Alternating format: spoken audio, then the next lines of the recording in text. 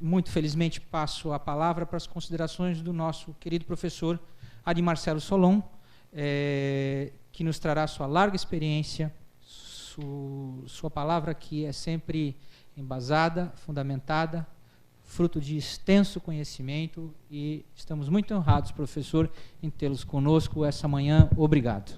Muito obrigado. Hegel, Democracia e Corrupção. Em 1807, quando Hegel terminava a última página da Fenomenologia do Espírito, ele viu, como citado, Napoleão cavalgando na frente da janela, e ele se maravilhou. Como pode alguém, a alma do mundo, cavalgar na minha frente e cavalgando, segurando o mundo? O que isso significa? Qual que é a relação entre Napoleão cavalgando como a alma do mundo na frente da janela de Hegel e a Fenomenologia do Espírito? A Fenomenologia do Espírito trata da dialética do senhor e do escravo.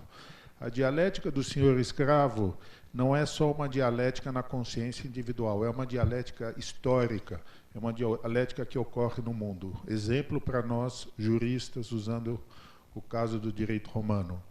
A justiça na Grécia era uma justiça aristocrática, de que Homero.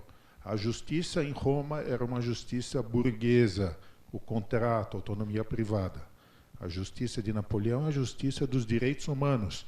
Ele quebrou os muros de Iena para trazer a igualdade do Código Civil e a Declaração dos Direitos Humanos.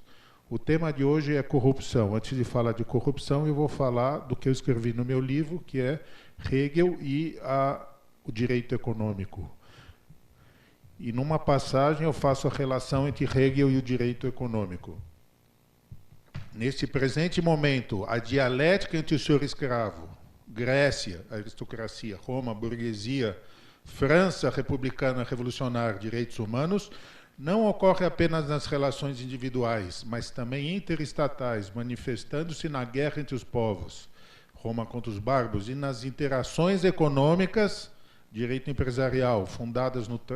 podendo-se mencionar o conflito entre Norte e Sul. Tem uma passagem enigmática, a professora Cristina podia dar como prova final para os alunos.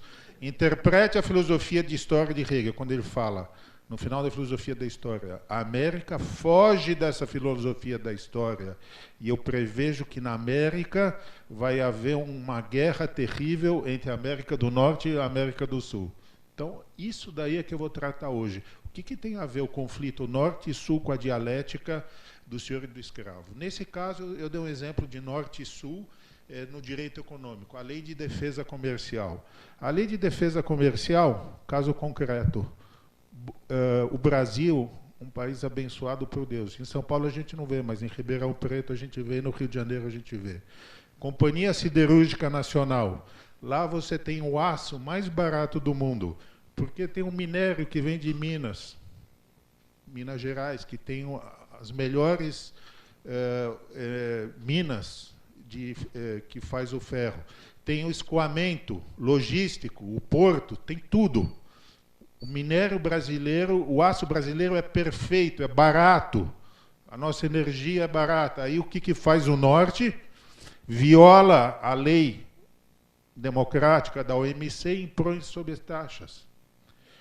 E aí é que eu dei um exemplo, só para vocês entenderem que eu não sou contra a Lava Jato, eu dei uma entrevista sobre isso na revista Exame, só para vocês entenderem a minha falta de entusiasmo pelo direito econômico. Eu acho que o direito econômico tem que ser aplicado, mas não é uma coisa que a gente tem que brilhar os olhos. Quando, no passado, pela primeira vez, os Estados Unidos estava decretando sobretaxa no aço brasileiro, porque a economia americana, ninguém sabe, é ineficiente, porque o aço americano é subsidiado, porque a agricultura europeia aqueles campos agrícolas são ineficientes, são subsidiados, aqui não. Então é o Sul que é o escravo, que não consegue se libertar das amarras, e tem a lei do Napoleão, tem a OMC, mas não faz nada, porque o Norte não deixa. Então, enquanto o Brasil estava sendo sobretaxado no aço, no passado, aí as siderúrgicas brasileiras foram punidas por cartel. Você é contra a lei do cartel? Não, é uma lei que tem que ser aplicada, mas não tem que dizer que a lei, eu posso até citar o nome, eu sei que eu sou filmado, meus orientantes, eu sempre tenho conflito com ele. Um deles amava a lei do abuso de poder econômico, que é o Vicente Bagnoli. Falava em CAD e os olhos dele brilhavam. Então não é para brilhar os olhos quando é para brilhar os olhos quando lê Hegel, entende? Porque o CAD está cumprindo a função dele. Mas no mesmo momento que o CAD estava punindo as siderúrgicas brasileiras, o Bush estava sobretaxando o aço. Porque o Norte não quer que nós aqui no Brasil possamos viver da nossa economia, que é uma economia que tem futuro. Hegel dizia, como é que você se lembra a passagem? Ele fala, a América tem um futuro diferente da Europa. A história... Exatamente. Ele está falando exatamente, quando eu tratar da lei de corrupção, vocês vão entender isso. Quer dizer, ele está falando da lei do aço brasileiro, está falando da laranja brasileira, que é melhor que de Miami, sujeito. Estamos falando de Ribeirão Preto, aqui, da cana, que se vocês são vítimas das ações predatórias do Norte. Não, é isso que a gente está falando. Ah, mas aí vocês são punidos no CAD por cartel. Não, tem que ser punido, se combina, né?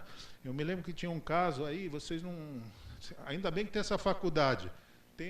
Eu me lembro que eu dava aula sobre direito econômico, e na época que eu nunca tinha vindo para essa cidade maravilhosa, é um caso que eu dava assim, se tem que punir, é lógico que tem que punir. O pessoal da pecuária aqui de Ribeirão Preto fez um encontro num hotel e colocou na lousa do lado de fora, encontro para tratar de preços. Então, se vocês fazem isso, põe na lousa. Realmente, tem que punir, mas não é... Quer dizer, agora, a pecuária brasileira, ela está sendo vítima do Norte. Então, por exemplo, o leite brasileiro, né, essas vacas que passam aqui nas montanhas de Minas Gerais, que são aqui perto, elas sofrem concorrência desleal do leite da Nova Zelândia, do leite da Austrália, do leite da Europa. Lá na Europa não tem por que fazer agricultura, lá é totalmente decadente, aquilo lá é para fazer museu, visitar museu, Rembrandt e tudo mais. Eles insistem em subsidiar a agricultura e punir o Brasil, que tem condições de ter uma economia, mas eles impedem isso. Então, por isso que eu dei o exemplo com Hegel, falando do ataque que o Sul, né, sofre com a lei do direito econômico. A mesma coisa, eu vou falar... ninguém vai falar que eu sou contra a Lava Jato, porque tem na revista Exame, a Lava Jato vai acabar. Não, tem que cumprir. O Código Penal é para ser cumprido, ninguém tem que descumprir. Agora, não é para também ficar festejando que os juízes cumprem o Código Penal, é a função deles cumprir o Código Penal. Só que a questão é ver esse contexto hegeliano da dialética do senhor escravo, que não é só uma dialética na consciência, na Selbstbewusstsein. Hegel fala... Né? Apesar da pessoa falar que a gente... Eu nunca falo coisas abstratas, eu sempre falo hotel em Ribeirão Preto, conferência com um quadro falando vamos combinar preço. Tá? Eu estou falando de coisas, não é? Eu me lembrei agora que esse caso da pecuária, cartel, vocês podem ir nos anais do CAD, coisa é daqui, açúcar é daqui, laranja é daqui. Tem essa lei também, que... Lei 12.846, que é a lei da corrupção empresarial, 2013. Como é que surgiu essa lei? Ela tem que ser aplicada. Aqui eu dou palestra para as empresas. Tomem cuidado. Vocês, nas licitações, as penalidades e tudo mais. Mas como é que surgiu essa lei? Essa lei surgiu porque as economias avançadas querem ajustar a legislação brasileira aos padrões jurisprudenciais do Norte. E o Brasil não tinha uma lei de corrupção empresarial. Então, a comunidade europeia fez sanções pesadas. Se o Brasil não adotasse essa lei de corrupção, o Brasil ia sofrer retaliações no direito internacional. É nesse sentido que Hegel nos mostra que a filosofia do direito, a questão da justiça, ela não tem que ser vista como a questão abstrata. A fenomenologia do direito mostra que a gente tem que lutar pela solução do conflito entre senhor e escravo, como sendo a superação, direitos humanos. E direitos humanos não é uma palavra abstrata.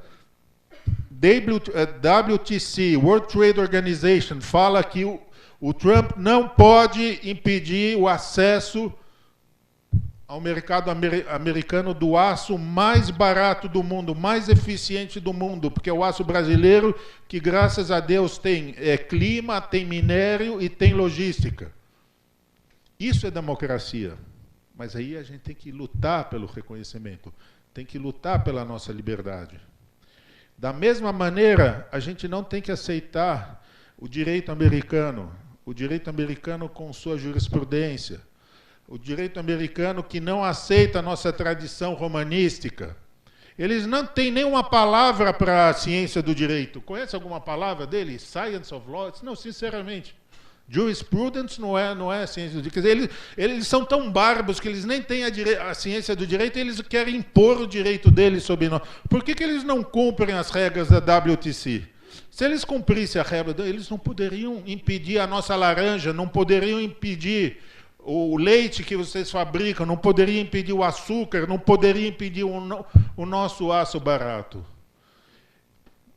Hegel nos ensina que a dialética do senhor escravo tem que ser superada pela democracia. E a democracia não é um conceito abstrato. Cabe a vocês, como alunos, lutarem para que esse país maravilhoso, essa cidade maravilhosa, esse entorno de vacas, açúcar, laranja e aço, viabilize o Brasil não como servo e não como mestre, porque mestre é direito romano, que também está superado, o senhor, mas como cidadão, cidadania internacional, que a gente vá nos fóruns internacionais defender os nossos direitos. Vocês têm que lutar juridicamente para que a gente tenha direitos, para que nenhum Trump imponha sanções, porque a economia americana é uma economia ineficiente. O aço americano é um aço caro, absurdamente caro. Lá eles não têm condições de fazer aço. Eles deveriam deixar o livre comércio, o Brasil vender aço, o Brasil vender a laranja de Ribeirão Preto, o Brasil vender a cana-de-açúcar e tudo mais sem impedir o nosso desenvolvimento. Então, essa é a filosofia do direito, é a filosofia do direito na concretude histórica. É o nosso direito romano que é mais vivo do que nunca. Obrigado.